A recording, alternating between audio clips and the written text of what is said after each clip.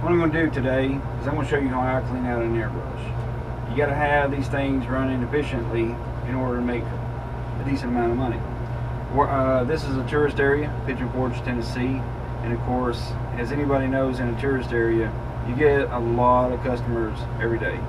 So whenever you're spending 30 minutes every few hours trying to fix an airbrush, you're losing money.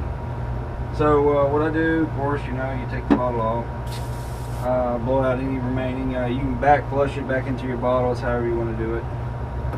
What I do, just go ahead and I use just a regular strainer, and I'll strain my paint back into my paint bottle.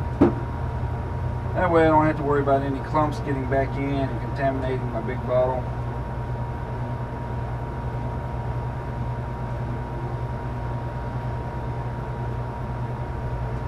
And in the end, what I'll do is I'll actually strain the paint back into this bottle.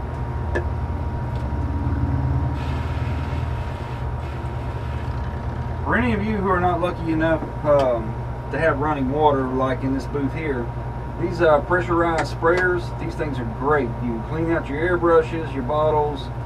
There's a wide range of application for this thing.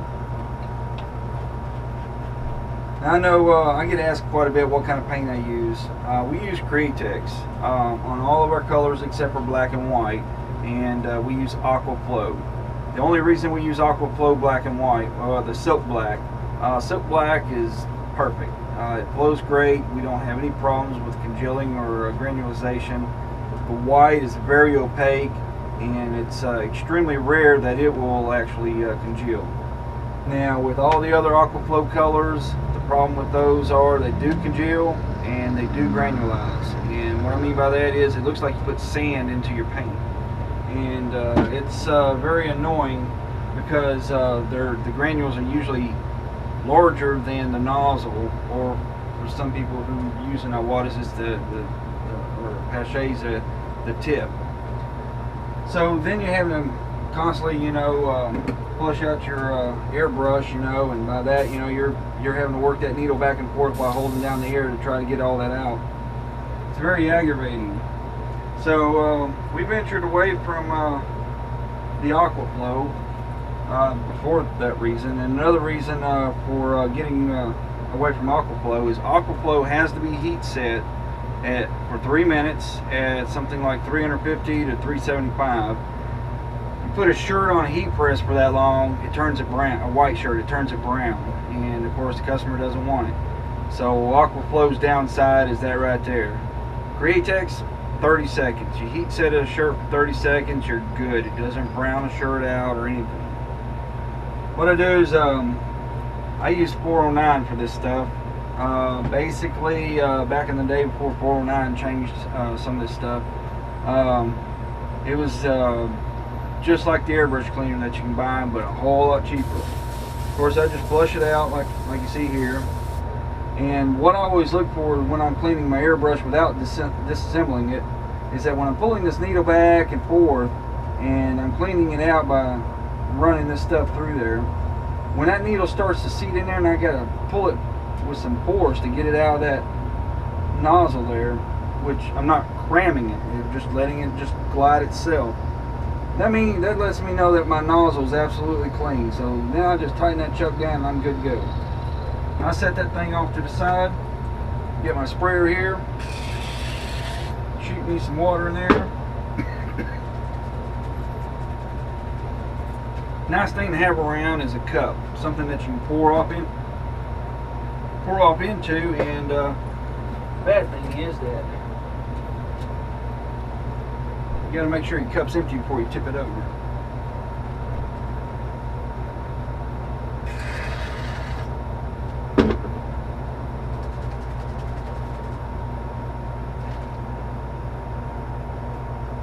I got rid of most of it. What I'll do is I'll take a paper towel, but you can get these rolls that are divided in very small sections, and I'll just cram that down in there. You don't have to worry, it's easy to get it out. Shoot me quite a bit of water in there to soak that whole paper towel down. Grab me a flathead screwdriver, run that thing around the inside wall and the bottom, of course.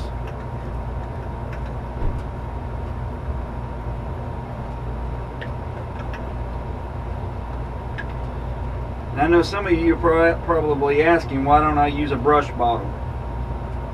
A bottle brush. Well, I do have one, and I use it for my automotive bottles.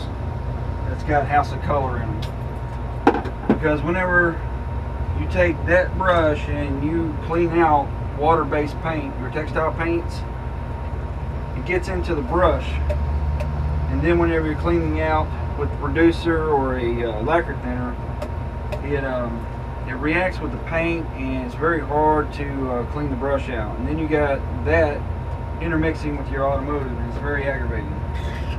Give it just a little bit of a rinse. It gets out a little bit of stuff.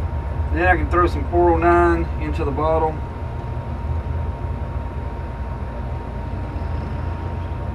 Not much, about a quarter of a bottle. Then we get us another paper towel here, and what we're going to do is we're going to clean down the tube here. Now this is an old bottle that I've had for probably 6 years. It might have been made by Fast Blast. I don't recall, but I don't like them. Not since Iwata came out with their big mouth bottles. And if you're going to invest in bottles, I tell you, the Iwata big mouth bottles, they are well worth the money, because the straw actually comes out. You can clean all down in here very well. You can clean up here now on the. Let me give you one here. This is the Iwata big mouth bottle. The whole cap is a solid piece of assembly. The air hole is higher up. Now what I was referring to is, see, this straw can come out like that, and you can clean right down inside there. Absolutely wonderful.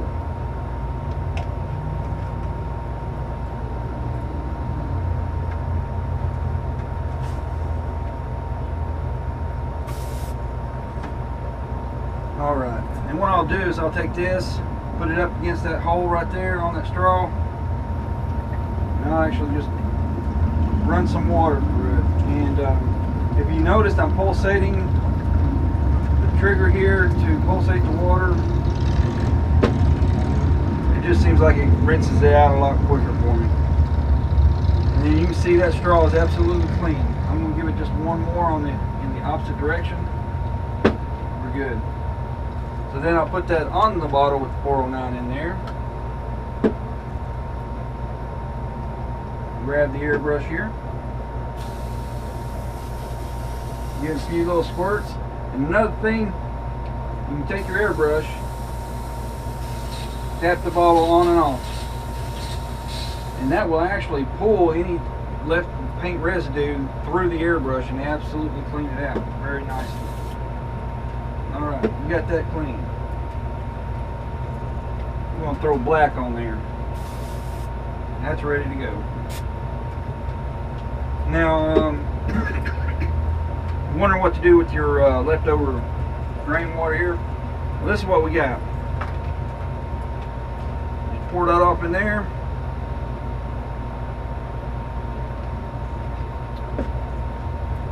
Good to go. Yep, and that's all wastewater. And since it's non-toxic paint, you can pour this right down your drain.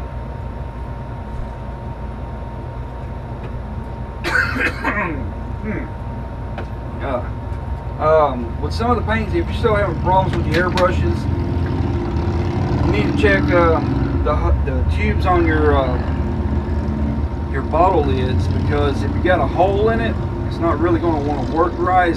If your paint level is low, it's going to start sucking air, so that's going to create a problem with it drawing paint up, or it might pulsate it. Another problem is your paint consistency, the thickness of it may be too thick. According to your air pressure, you know, if you're running 20 pounds of air with some thick paint, it's not going to really want to pull that up. I don't use chlorinated water. I've had issues in the past with using tap water and putting it in the paints. Some of the colors actually grew a mold inside, and the odor was horrible. So what I do is I get spring water or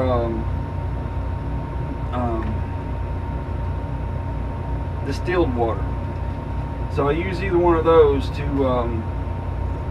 thin out the paints. If you're still having some issues, you might want to check your nozzle, the tip. You could have a crack in it, you could have a piece out of it, and that could be another issue. If after that you're still having problems, what you need to do is you actually need to take out all this back assembly. You know, this is your chuck, you know, you got your spring in there, you take all that out, take your trigger out. Inside the paches, they got a screw in there. And what that screw can do is you can turn that clockwise and it'll actually tighten up the packing around the needle. If your packing's really loose, if it's wearing out, what that's going to do is it's actually going to draw air this way, okay? And then that can also cause a problem with drawing paint up, because it's drawing air more than it would a thicker substance like paint.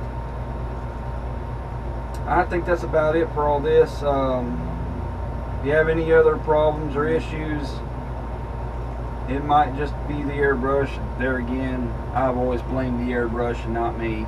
But of course, it could be operator error. You never know. I hope you enjoyed this. I hope you got some information out of it that you can use. These right here, you can grab these from Ace Hardware. These are here locally. There you are, $25. Well worth it. I think it holds a liter and a half basically. Yes, 1.6 liters. So it doesn't go quick. Another thing for some of you people out there, something nice to invest in is a respirator. These paints are non-toxic, but if you're in an enclosed environment like this right here, this is summertime.